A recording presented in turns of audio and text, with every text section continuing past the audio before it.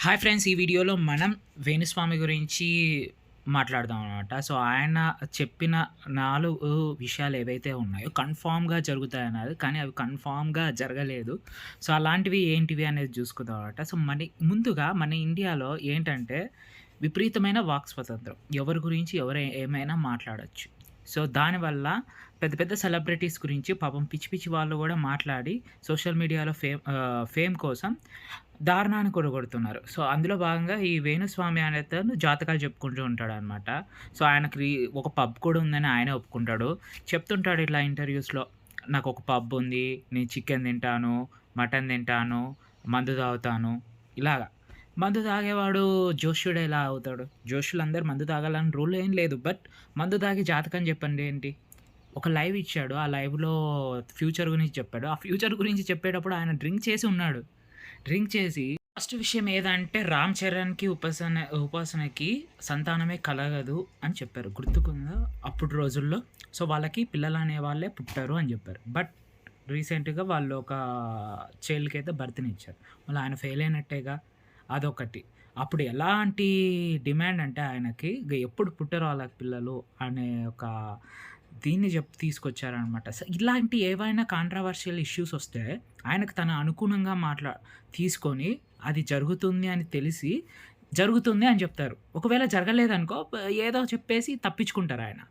ఇంకొక విషయం ఏందంటే తెలంగాణ విషయం. తెలంగాణ రాదు అని అందరూ అనుకున్నారు. బట్ వస్తుంది అని ఎవరికి తెలుసు? రాజకీయ వ్యక్తులకు తెలుసు, కాంగ్రెస్ వాళ్ళకి తెలుసు, తెలంగాణలో ఉన్న కేసీఆర్‌కి తెలుసు, కొంతమంది జగన్మోహన్ రెడ్డికి ఇట్లా పెద్ద పెద్ద పొలిటీషియన్స్ అందరికీ తెలుసు. సో, అలాంటి విషయం ఆయనకి తెలిసుండొచ్చు. బహుశా అందుకే తెలంగాణ రాను అని కామన్ పీపుల్ అంటే వస్తుంది అని గట్టిగా చెప్పారాయన. ఆ విషయం మనకందరికీ తెలిసిందే. అది జరిగింది. ఇంకొక విషయం ఏందనుకుంటే ఇంకా ప్రభాస్ విషయానికొచ్చేసి చాలా కామెంట్స్ చేశారనమాట. ప్రభాస్ ఇంకా ఆరోగ్యం బాగోదు. 2024లో ఆయనకు ప్రాణగండం ఉంది. అలాంటి విషయాలు సంచలనం ఈయనని నమ్మి పాపం ఆయన సినిమాలు తీయడం ఆపేస్తే ఎట్లుంటది? అసల భయపెట్టడం జనాలని. ప్రభాస్ ఫ్యాన్స్ అయితే చాలా ఆందోళనలు జరిగారు అప్పుడు. వేణుస్వామి మీద చాలా ట్రోల్స్ చేశారు. ఆ ట్రోల్స్‌కి కూడా ఆయన స్పందించి వాళ్ళని ఏమనుకోకుండా ఈ 'సలార్' సినిమా ఏదైతే 600,00,00,000 సాధించిందో అవన్నీ కూడా ఫేక్ కలెక్షన్స్ అంట. Original collections? ఆ కలెక్షన్స్ కూడా ఫేక్ అంట ఆయన దృష్టిలో. ఈ పిచ్చి పిచ్చి వాగుళ్ళన్నీ వాగుతూ ఉంటారు. నెక్స్ట్ వచ్చేసి 'కల్కి' మూవీ ఫెయిల్యూర్ అవుతుందని ఇలాంటివి పెద్ద పెద్ద మాటలన్నీ మాట్లాడతాడు ఆయన.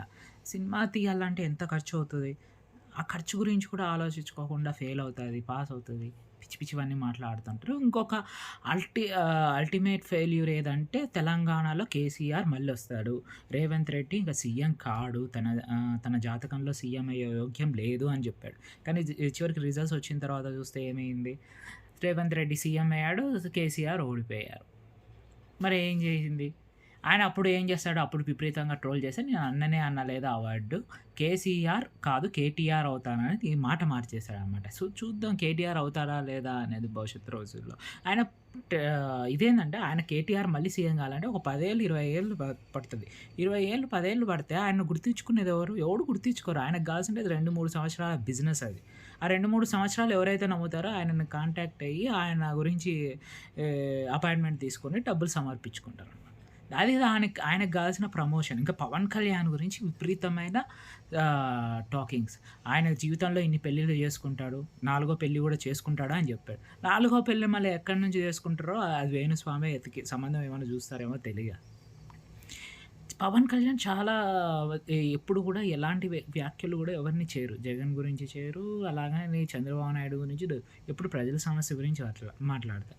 అలాంటి వ్యక్తుల్ని గురించి కూడా ఈయన చాలా తక్కువ అంచనా వేసి పవన్ కళ్యాణ్‌కి సినిమా కెరియర్ బావుంటుంది. ఎందుకు సినిమా కెరియర్ బావుంటుంది అంటారంటే పవన్ కళ్యాణ్ పవన్ కళ్యాణ్ ఇంకా పాలిటిక్స్‌కి దూరంగా జరిగి సినిమాలు చేసుకోవాలని ఈయన బ్యాక్‌గ్రౌండ్ ఉన్న వ్యక్తుల యొక్క ఉద్దేశం అయ్యుండొచ్చు. ఇక అల్టిమేట్ ఫెయిల్యూర్ ఏందంటే 'వరుణ్ తేజ్, లావణ్య త్రిపాఠి' ఇక 2024లో డైవర్స్ తీసేసుకుంటారు. వెళ్ళిపోతారు వాళ్ళు. పెళ్లి చేసుకొని వేస్ట్ అని చెప్పారు. ఎక్కడ వెళ్ళిపోయారు?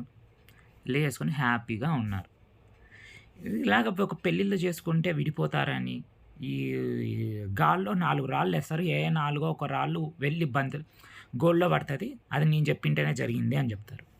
అదే ఆయన పాలిసీ, ఆయన స్ట్రాటజీ. దయచేసి ఇలాంటి వాళ్ళ మాటలు నమ్మకండి ఎవరు కూడా. ఎందుకంటే వాళ్ళ లాభం కోసం, ప్రాఫిట్స్ కోసం, ప్రమోషన్ కోసం ఎవరి గురించి ఏమైనా మాట్లాడతారనమాట. దాన్ని పిచ్చిగా మనం నమ్మితే మనం ఇది ఎదోలం అయిపోవడం తప్ప ఏం